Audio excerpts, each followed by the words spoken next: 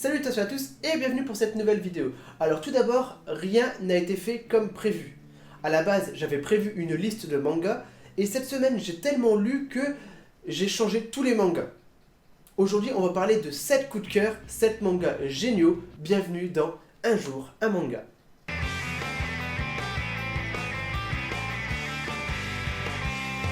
Et pour commencer avec la rubrique nouveauté et shonen, j'ai eu un gros coup de cœur pour une nouveauté, c'est Slice of Horror.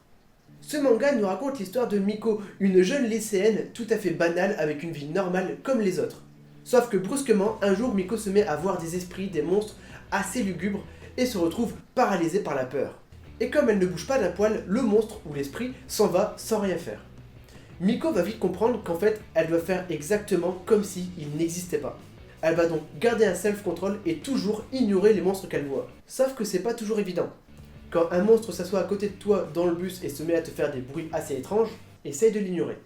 Un manga incroyable qui pousse la frontière entre horreur et comédie, j'ai adoré Slice of Horror.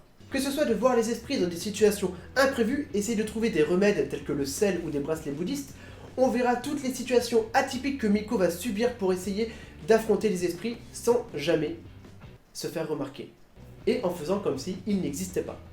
Un manga fort comique avec un ton très glauque et lugubre, je vous conseille Slice of Horror, j'ai vraiment adoré ce manga. Des éditions Ototo.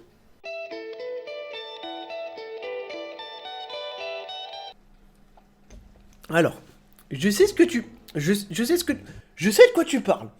Encore en train de boire celui-là. Eh ben sache que la vie c'est pas toujours facile pour tout le monde.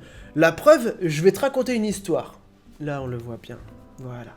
Alors, c'est l'histoire d'un de mes anciens collègues de police qui s'appelait Daigo. Et il a été muté avec sa famille dans une petite ville qui s'appelait Kuge. Kuge. Alors, au début, tout se passait bien pour son nouveau lieu de travail, mais il a vite appris que l'ancien policier présent sur les lieux avait disparu. Sa dernière phrase, méfiez-vous des villageois, ils sont cannibales. Ajoutez à cela une rumeur dans le village qu'il ne faut surtout pas s'approcher de la famille Goto. Ce village tranquille ne serait-il pas en réalité un endroit bien sombre et inquiétant? Effectivement, quelques jours plus tard, une vieille dame trouva la mort et on accusa rapidement un ours. Mais Daigo n'est pas bête, il aperçut quelques traces de morsures humaines sur le cadavre. Il décida donc de mener l'enquête sur la famille Goto, mais celle-ci possède quelques secrets des plus inquiétants. Ajoutez à cela une ambiance pesante et malsaine dans le village et vous obtenez le manga Gannibal. Alors Gannibal, c'est une énorme surprise pour moi. Un peu dans le style de Tetsuya Tsutsui, c'est un manga incroyablement bien écrit. Et surtout, ce qui est génial, c'est que plus on avance dans le manga, plus on devient nous-mêmes parano. Au début, on a peur de la famille Goto, notamment pour la légende comme quoi il serait cannibale. Puis on apprend que même le village serait suspect. Au final, est-ce que Daigo s'en sortira? Est-ce qu'il pourra mener son enquête à bien sans se faire tuer? Ça va être très compliqué. Et c'est vraiment un mélange entre Noise et Ide Out de Tetsuya Tsutsui. Lisez Gannibal. C'est un manga incroyable, c'est vraiment un de mes coups de cœur en tant que thriller pour l'instant. Il est génial, vraiment. Lisez Gannibal et vous saurez si Daigo arrivera à savoir la vérité sur le village de Kuge. Kuge.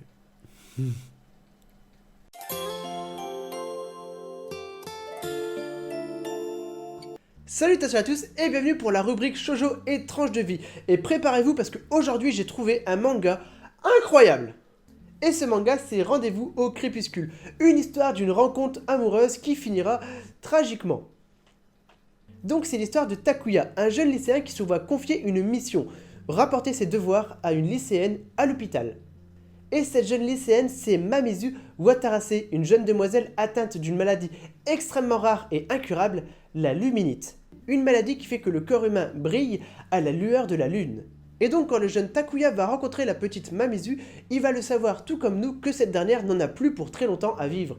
Effectivement, il lui reste moins de 6 mois d'après les médecins. C'est alors que Takuya va prendre une décision. Durant les 6 prochains mois, celui-ci va faire tout ce que Mamizu veut faire et malheureusement ne peut pas. Parce qu'elle est bloquée à l'hôpital. Et comme tu t'en doutes, à force de se voir tous les jours, ils vont finir par développer des sentiments l'un pour l'autre. Une romance douce, tragique et incroyablement belle qui me fait penser au film Nos étoiles contraires. C'est un film avec deux personnes qui ont un cancer et qui finissent par sortir ensemble et c'est un film assez triste. Donc ce manga dessiné par le dessinateur de ReZero des éditions Akata est une pure merveille. Je vous le conseille absolument. Et je vous donne Rendez-vous au crépuscule.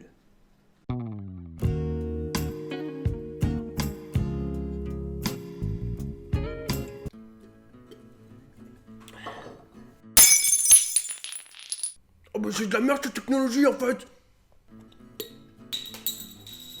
On va rester à ce qui marche. Je nettoierai plus tard. Alors les enfants, aujourd'hui on va faire de la prévention. Si jamais vous matez des filles, soyez discrets. Parce que je vais vous parler de Prison School. Alors Prison School, ça raconte l'histoire d'un lycée pour filles. Alors déjà, ça commence bien. Sauf qu'un jour, le directeur, il décide que le lycée devient mixte. Alors il décide de faire rentrer 5 garçons dans le lycée pour filles. Le paradis. Mais la seule condition pour accepter les garçons dans le lycée pour filles, c'est que dans le lycée, au centre, on mette une prison. Et comme ça, si les garçons qui sont pas sages, ils sont mis dans la prison. Alors comme tu t'en doutes, ces couillons, dès le premier jour de cours, ils matent les filles dans les vestiaires et ils finissent en prison. Ce qui deviendra un enfer pour Kiyoshi. Alors Kiyoshi, c'est le héros principal. Le problème, c'est qu'il est amoureux d'une fille et qu'il a rendez-vous avec elle. Mais comme il est en prison, eh ben il peut pas aller à son rendez-vous. Commence alors une tentative de préparation d'évasion pour aller à un rendez-vous amoureux. En fait, Prison School, c'est un peu comme Prison Break. C'est un manga qui est génial. Et donc tout l'intrigue du manga, c'est est-ce que les garçons, ils vont réussir à se sauver de la prison sans se faire choper. Bon, comme tu t'en doutes, j'ai pas le tome 1 avec, donc j'ai que le tome 25, mais c'est bien, ouais, c'est vraiment bien. Et puis si tu veux, il y a la série sur Netflix, je crois, mais il y a que la saison 1. Donc si jamais tu veux voir toute l'histoire, bah faut lire le manga. Voilà messieurs dames, c'était Joe la bricole, on se retrouve la semaine prochaine pour un manga hentai ou what the fuck. Et comment je fais moi pour le verre? Je suis un papouf, je peux pas ramasser hein. Et c'est qui va ramasser? En tout cas, merci beaucoup, ça fait vraiment longtemps que j'ai pas pris une bonne douche et un café chaud, ça fait vraiment du bien. Et puis c'est pas grand chose pour vous, mais un homme peut tout changer. Laissez-moi vous raconter une histoire. Est-ce que tu connais le manga Balzar? Alors Balzar, la guerre est dans le sang, nous raconte l'histoire d'une Europe fictive en 1863. Alors, c'est une Europe fictive, mais tu reconnais l'Allemagne, le Luxembourg et la Suisse. Et dans cette Europe fictive, on va suivre Bernd Balzar, un grand stratège de guerre travaillant pour l'empire du Weissen.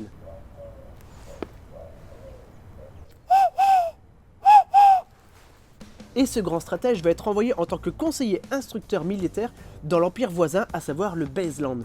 Le Baseland qui est un empire avec un très gros défaut au niveau militaire. Les gens sont incompétents, ils ne font pas d'entraînement de tir, bref c'est une armée pourrie. Et donc Balzar va devoir entraîner toute une armée complètement incompétente pour les préparer au combat et essayer de faire une alliance entre le Weissen et le Baseland. Ce qui n'est pas gagné d'avance. Mais tu l'auras compris, Bernd Balzar est un grand stratège, un manipulateur et un homme charismatique. Il va donc tout faire entre stratège, manipulation et politique pour créer une armée capable de soutenir son empire, le Weissen. C'est un excellent manga inspiré de la guerre des années 1860, excellent, je vous le conseille absolument. En tout cas, merci pour le café. Donc je vous remercie beaucoup pour l'hébergement, je vous laisse ce manga, et moi, avant de quitter le pays, je vais aller voir un vieil ami.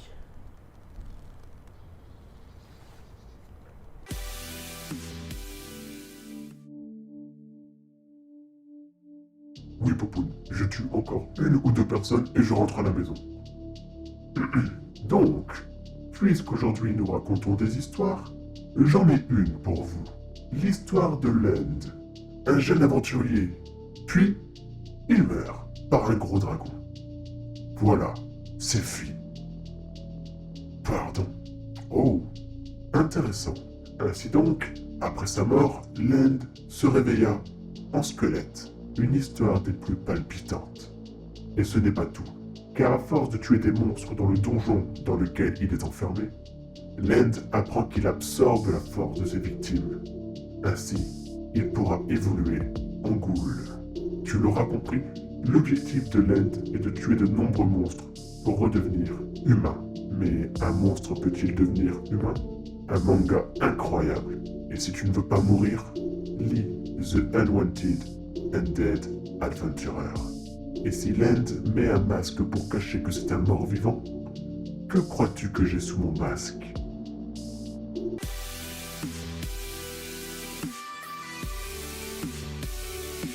Merci Jérôme pour ton invitation, c'est toujours un plaisir de s'incruster chez les copains et surtout si c'est pour pouvoir parler de ma pépite du moment, j'ai nommé Blue Giant.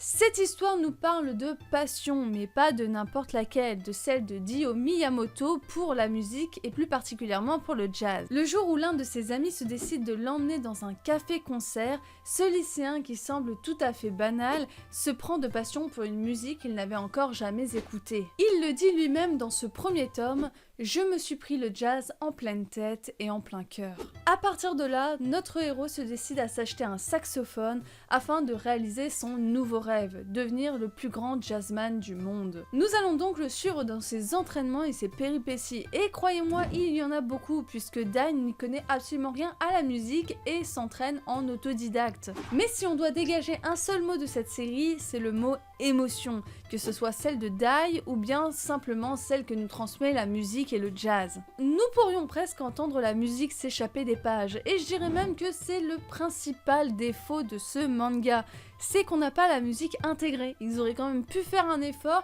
et intégrer la musique, un peu comme les cartes de Noël là, avec les chants horribles. Ouais, non, en fait, ça aurait été une très mauvaise idée. Bref, ce manga est plein d'émotions, terriblement humain et sublimé par des dessins magnifiques. Je ne peux que vous conseiller ce manga, surtout si vous aimez la musique. Ce seinen édité chez Glénat se termine en 10 tomes et possède déjà une suite du nom de Blue Giant Supreme. Et d'ailleurs, en parlant de musique, je vous invite à faire sonner celle de la cloche de cette chaîne et laisser votre plus beau like. Vous pouvez aussi me retrouver sur ma chaîne personnelle, Léa Bazar. Parfois je parle de trucs intéressants, pas tout le temps. Et bien sûr, encore une fois, merci à Jérôme pour son invitation. Et à tous, à la semaine prochaine pour un nouvel épisode de cette série plutôt assez cool quand même, disons-le. Et à tous tout le monde.